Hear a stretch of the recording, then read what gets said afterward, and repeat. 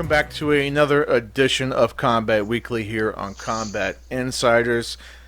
That is Nick Portella over there. I am Joshua Furs. We're just going to be talking about the results from the UFC 232 this past weekend. Where to start with this? It was the week leading up to it. It's full of controversy.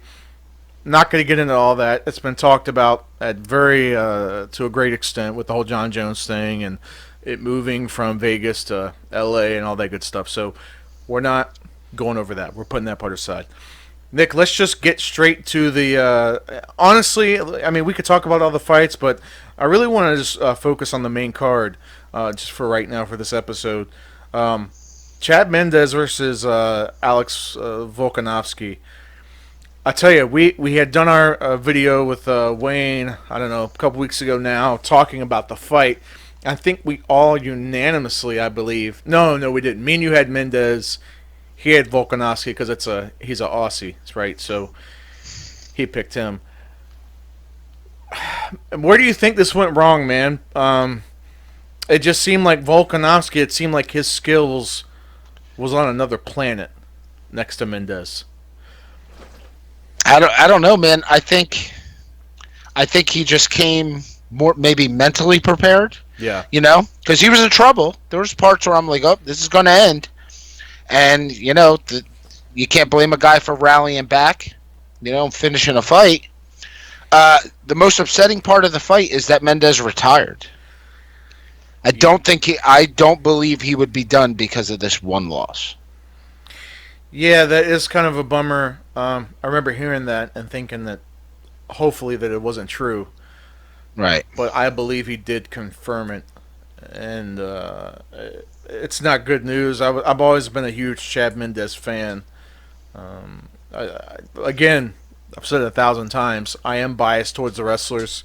And, I've always thought that he was definitely top-notch in the featherweight division. My only guess is maybe this run, because he was injured for he was gone for 2-3 years, something like that. Right. And my only guess is maybe this comeback, maybe he made it up in his brain that if once I lose, I'm retiring. This will be my last run, kind of thing. Right. That's the only thing I'm thinking, and I'm hoping that maybe he gets the itch again and comes back. I think Alex Volkanovski, I think he's a tough cookie, man. I think we got a potential contender really in the making. He looked so good. Mendes didn't go down without trying, but man, Volkanovski looked so good. And I liked his call out against Max Holloway. I don't think he's quite there yet. I still think he needs one. I mean, because that was really impressive, right, against Mendes. I think maybe one more. For sure. Another equally impressive performance. We could see him in Holloway by the end of the year. If Holloway stays at 145, that's a whole nother conversation. You know, the talk about Holloway moving up to 155. We might not get to see it. Maybe Holloway doesn't defend his belt again. I think Volkanovski gives him a reason to stay at 45. There's a new shark in the tank, you know, now. So I think the fight to make, and you tell me what you think about this, is Ortega and Volkanovski. I think that's the next fight to make. But then I do like that. That's a good one. But if Ortega wins, does Max move because he figures he has won that fight? Or I don't know. I mean, once you've cleared out a division, does it matter if you're fighting number 1, number 2, number 3? It just matters, you know, if you've beaten everyone. Yeah. Do you just move on to the next guy who might give you the competition? I mean, I still believe Ortega's going to be a champion. He's lost one fight. Okay, it doesn't, and he's still young in the sport, you know. And he's lost one fight. Who is arguably on one of the best winning streaks in the organization in MMA. Period. Right. Max Holloway is has got to be a future Hall of Famer. He's so good right now. I mean, he's just. I mean, godlike what he did to Jose Aldo twice, to Right. Brian Ortega. Like, say people can say what they want, like, oh yeah, Jose Aldo has lost a step. No, I really don't think so. I mean, maybe he's not in the prime like he was, coming from WC, but Max Holloway is just that good. Brian Ortega, he didn't lose that fight because he's bad. He lost the Right. fight because Max Holloway is just that good, right? Exactly. Maybe I'm thinking. Here's my prediction. I think is that a plug? Was that for Bang Energy? Yeah. Rainbow Unicorn. Everybody go to bangenergy.com/combat insiders. Get 20% off on your next purchase of Bang Okay. Energy. Bangenergy.com. Thank you, everybody. So, my prediction. Bang Energy has not approved this message. Not approved by Bang Energy. It's going to get me off track. 2019, mark my words. This is my official prediction. Max Holloway vacates the 145 belt, goes up to 155, and I'm guessing. I want to say for a summer card, probably for the July card, because those cards are always pretty lit. Right. I think we see Brian Ortega and Volkanovski for the vacant 145-pound strap. I like that. I do like that, actually. And I think it's going to be like summertime. It's going to be like July. So Could be. Well, maybe Volkanovski. Now, here's what I would do if I was playing matchmaker. I put Volkanovski on the Aussie card for the Robert Whitaker undercard. Was that 234? Right. Get him another fight in his hometown or home country, right? Hopefully, get him a good win, and then boom, you got that lined up. Like, it's ready. The story. It makes sense. It's there, right? And again, Chad Mendez, man, I hope you really don't go. I don't know if you see this or not. Maybe you won't, but please don't go, man. Please, man, don't go. Don't go. We're gonna miss you, Chad Mendez. All right. Wow. On to the next one. I don't sing for everybody, but I sung for the money Chad Mendez. Okay. All right. Noted. Alir Latifi versus Corey Anderson. This one wasn't a surprise to me. It wasn't a surprise to you. Well, you know what? I picked Latifi, and Corey Anderson's good, right? Latifi's good.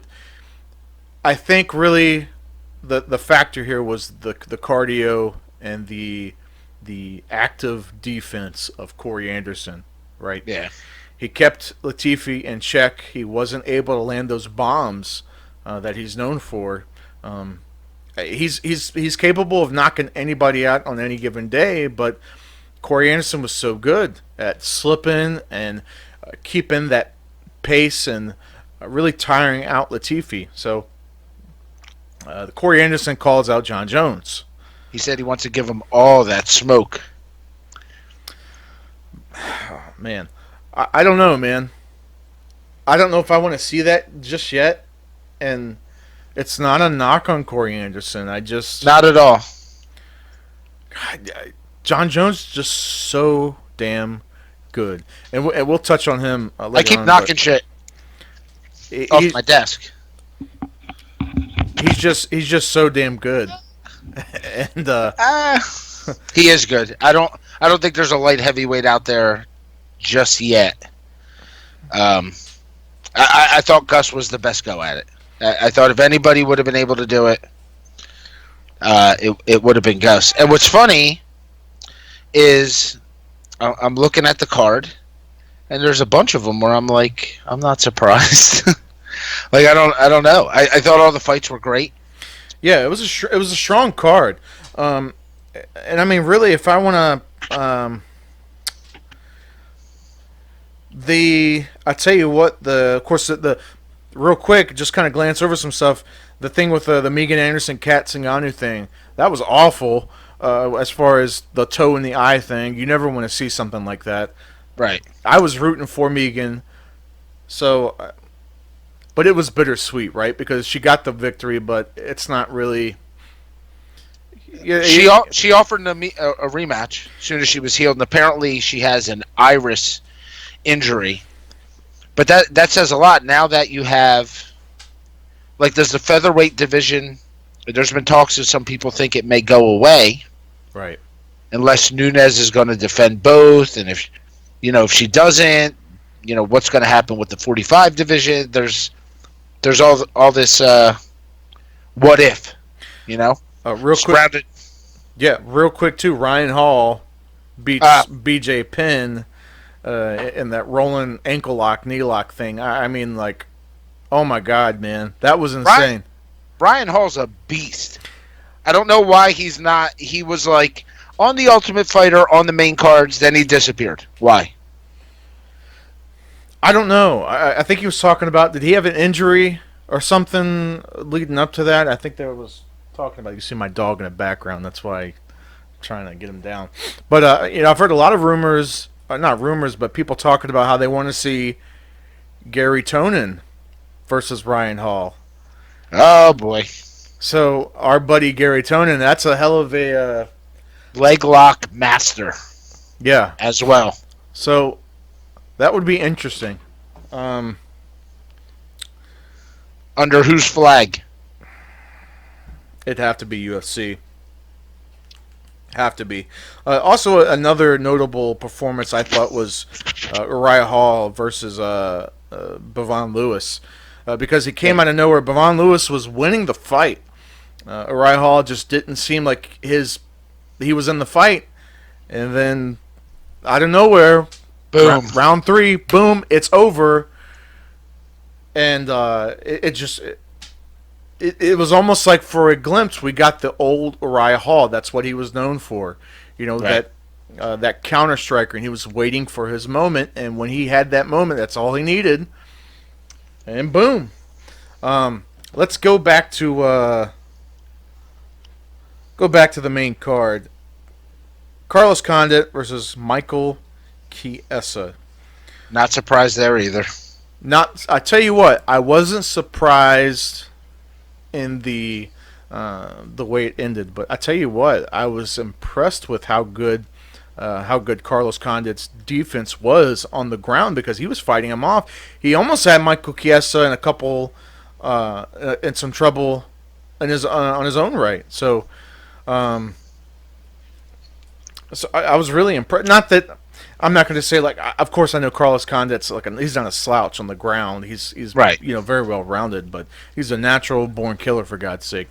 I'm not saying that. What is my dog doing? Sorry, it's just really distracting. He's like moving around. I don't know what he's doing back here. And, you're like this. You're like, hang on. Get my dog. Oh, there he is. No.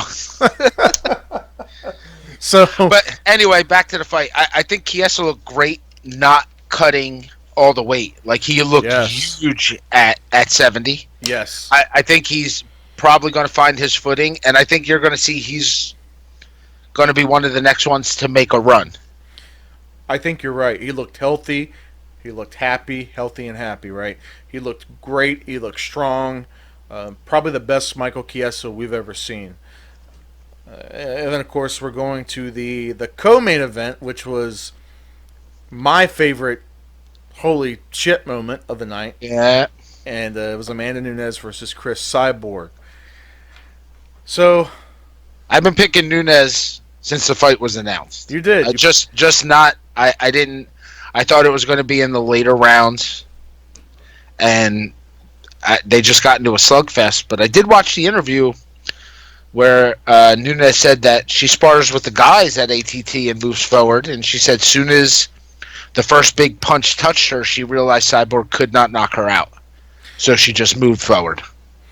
I tell you what, yeah, and also too in her post-fight, in the post-fight press conference, Nunes was talking and said that she knew that if she could get Cyborg pissed off and make her come at her, she knew that she had it, because she said she practiced that scenario 100 times.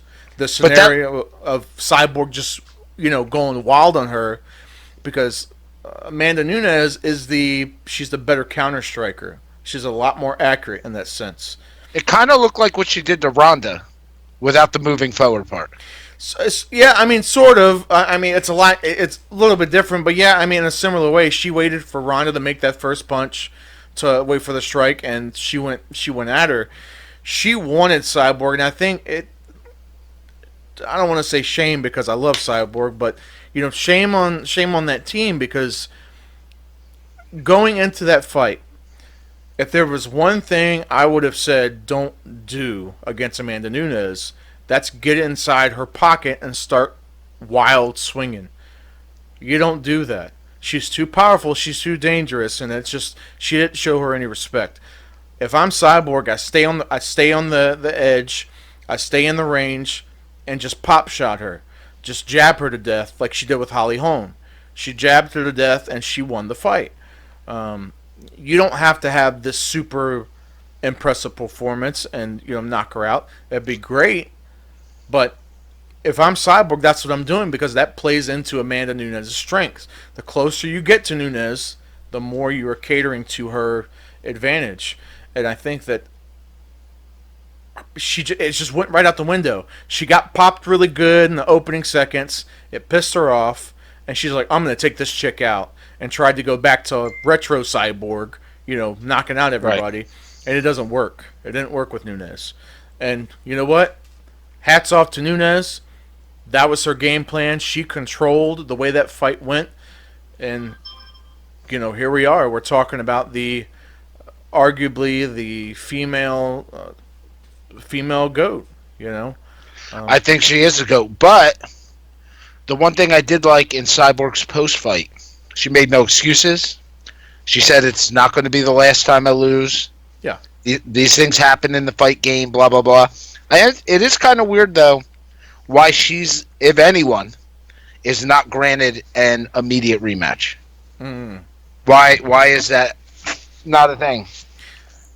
Did you catch Nunes? Nunes and Dana White both said, and it was weird. Dana White said he wasn't sure that Cyborg should get a rematch after that. Amanda Nunes also said, yeah, I don't know about the rematch, So it was just strange. I don't know if either one of them is interested, but from a money standpoint, from a marketing standpoint, you would think Dana White would be all over it because, hello, that's what they do now. They're the entertainment business. They're not so much the fight business anymore, right? But I'm still over here waiting for Stipe to get a rematch, so none of it really makes sense. 100%, you're right. Stipe should get it. She should get it. It's interesting. I don't know. I don't know if Amanda's team would take the fight again because the same reason, I tell you what, for the same reason why I think DC didn't take the rematch against Stipe. Because I got to be careful how I say this. DC is great, and I love DC, and I think he's one of the greatest of all time. But the way he beat Stipe was very abrupt. It was very abrupt. It was very abrupt. It was very sneaky, right? He's not going to beat Stipe the same way again. It's not happening again. The only way I'd see him beating him, and really the way I thought he was going to beat him the first time, was taking him down and ground and pound him out. Right. But Stipe is so damn tough. The only way to really get him is to shut his lights off. I think the same. I think the same thing applies with this. Amanda Nunes, again, I'm not taking anything away from Amanda Nunes, but I think her and her team, they had the perfect game plan going into this against Cyborg. That's how you get her. You piss her off, you make her rush forward, you knock her ass out. They did the perfect game plan against it. If there's a rematch, I just don't see. There's no way Cyborg makes that mistake again. There's no way. Maybe it's just smart. Maybe it's tactical. Yeah, could be. Maybe it's tactical because they don't want to. Not to say, of course, not to say DC can't beat Stipe a second time or Nunes can't beat Cyborg a second time. I'm not saying that.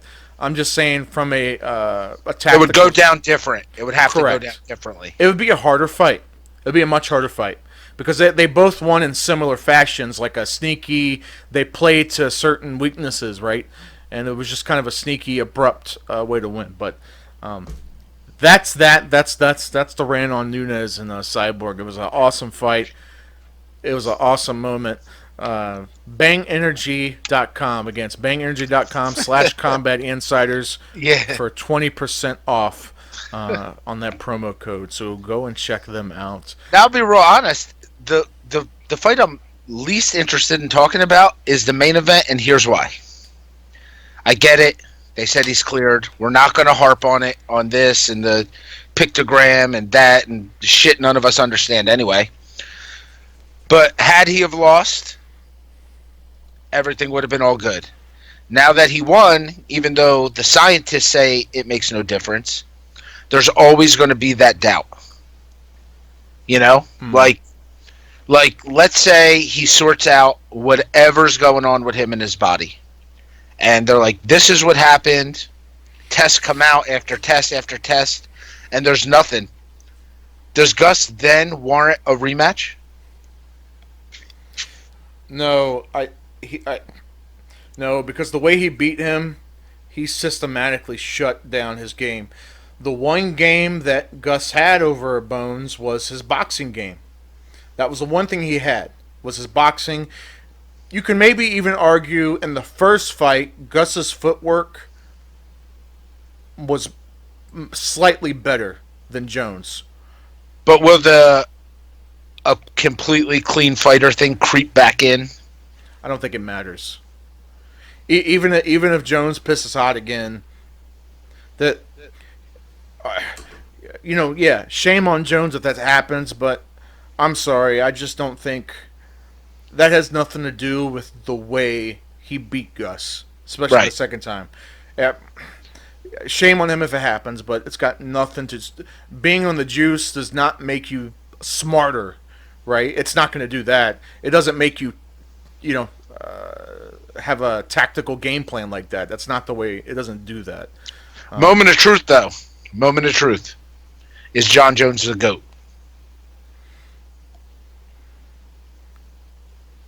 I think he is. It's hard. It's hard to argue. Yeah. It's hard to argue against it. It's also hard to argue for it. Well, I understand where DC has a huge problem with it, and a lot of people do take the stance of, well, he wasn't clean. He's tested a couple times. The car accident, hitting the pregnant lady, doing the cocaine. It's hard to argue, but man, it's tough because it's tough to look past that to see his greatness. But put all that aside. The guy he's a stud, man, and there's nothing that can take that away from him. Nope. I hope he stays clean, and I want to believe, especially I tell you what, something at the end of the post-fight press conference against Gus, and I listened to him talk, and it's hard, but if I really want to believe that he's clean, and that this is an error. Yeah, and this is it. He is on the straight and narrow. He's ready to fight. He's ready to be an active fighter again. I want to believe it because the Jon Jones that I came to admire, the guy who beat Shogun, the same day he beat Shogun, he stopped the mugger and put him in a fucking triangle choke in the park because he was like meditating in the park, stopped the mugger, and then came and beat up Shogun. Like, that's the Jon Jones that I came to admire and respect because I'm like, wow, this guy is when I heard that story and then he wins the title, and it was last minute, right? Because when he fought Shogun, I think it was, I don't know, it was weeks notice, 2 weeks. I don't remember that exactly, but someone can look that up for me. But it was shorter notice. It wasn't a full camp. I know that. That's the Jon Jones I came to admire, that active fighting champion, the guy he adapted his style to counter everybody else's. And that's the cool thing about Jon Jones is he has a certain style, but really he tunes his game plan. Every Jon Jones fight is just a little bit differently. He adapts to his opponent. The way he fights Gus isn't the same way he fights DC. isn't the Right. same way he fights Chael Sonnen, isn't the same way he fights Glover Teixeira, isn't, Right. so on and so forth.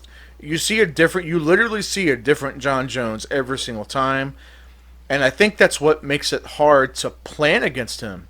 Because if I'm fighting Jon Jones in 3 months, I can't go back and really watch the Gus fight because that's only going to tell me so much. Because he's Right. not going to fight the same way against Gus as he would me. But I don't know, man. That's my. I'm just more curious to see if he goes up to heavyweight. I don't know if there's much left for him. I think he has to. I think he has to go to heavyweight. He's in the same boat as Max, though. Like, Yeah, I think so. Yeah, they're in similar situations. Yeah, because really, if you want to consider, obviously, don't count the Matt Hamill fight because it was the DQ. But Jon Jones is undefeated. He's undefeated. It is what it is, and he needs to move up. People need to see. He's at that point to where he's so good. People want to see him take that big challenge. He needs to take a big risk. but it's kind of odd when a guy is so good that he has to move out of where he should be. I think he could comfortably fight at heavyweight. I really don't think he could comfortably fight at heavyweight. I think so. believe that. I think a fight against Stipe or again, Jon Jones, Cain Velasquez. I know I've told you about this, but I want to see him against a fucking savage. Like, can you imagine the Cain Velasquez that fought JDS against the Jon Jones? That bloodied up face, fucking swinging and smiling, and getting punched and just laughing it off. Like, can you see that Cain going against a Jon Jones? Like, Jon Jones has never seen anything like that. He's never dealt with anything like that. Well, I don't. Do you hang around to wait for that fight? Oh yeah. Or do you move up? Or I don't know. I think I think a similar. Well, something similar. Something needs to happen. Who's similar to Cain? Just somebody that's a brawler, that brawler type of a fighter. Somebody who's kind of well-rounded and a brawler. Cain fits that perfectly. He's well-rounded, but he leans more towards a brawler. I think a Junior Dos Santos would be a good fight for him. That would be a good fight at heavyweight because Junior Dos Santos isn't. He's not a huge heavyweight. I think 240 range. I could be. Or we could just see DC and Jones at heavyweight. I just don't want. I don't want to see it, man. I don't want to see it because I don't want DC to lose a third time. I don't want to see it. I think DC, the best chances DC has is at heavyweight. I just don't want to see it. I think it's I don't know, man. It would be great. Well, we can close on the to be continued note because we could speculate. We don't, we're not going to know. Does it seem like the right thing to do? Yeah, but he could hang around light heavyweight, maybe get an up and comer that's like the Volkanovski situation. Somebody jumps onto the scene like a monster. Yeah. Get one more fight in. But I don't feel like he's that guy. I feel like, he's talking about I still want to fight Brock Lesnar. I'd want to see that. I would people can say what they want, like, oh yeah, Brock, fake WWE, it's bullshit. I get it. Trust me. He was the heavyweight champion in the UFC. Yeah, It's not fake. I get all the hatred towards him, but let's be honest. Don't even act like you would not fucking buy to see Jones versus Lesnar, DC versus Lesnar. Don't even play. Like, don't even. You can keyboard warrior type all you want to in the Facebook groups. Again, just don't even fucking go there because I know, we all know. I'd say it. I'd pay for it. We're all gonna watch it, and it is what it is. On that note, I watch fights I don't want to see. I do too. I try to watch everything, man. You know how you know that? Because I watched Floyd fight at Risen. Did you watch it live as Yes. it happens? Yes. Oh yeah. Sorry about that, man. He made $75,000 a second. That's what he made. With 9 million, right? He made Yeah. 9 million. For 120 seconds. I don't know. All right, guys. Well, if you liked what you heard, please leave us a comment. Maybe you have a different opinion. Leave us a comment, and we will address it. Tell us what you think, and please hit the subscribe button, hit the notification button. Smash it. Wherever you're watching this little box here, like us on Facebook, follow us on Twitter, all the good stuff. It helps us out a lot. We've got a lot of big stuff coming up this year. Some of it we can't talk about. Some of it we will get to in the near future. But we appreciate it so much. We thank you so much for watching. We really appreciate our fan base and the people who do tune in on a regular basis. We appreciate it so much, more than you know. For Nick Portella, for Joshua Furs, this was Combat Weekly, and we are Combat Insiders, and we're out.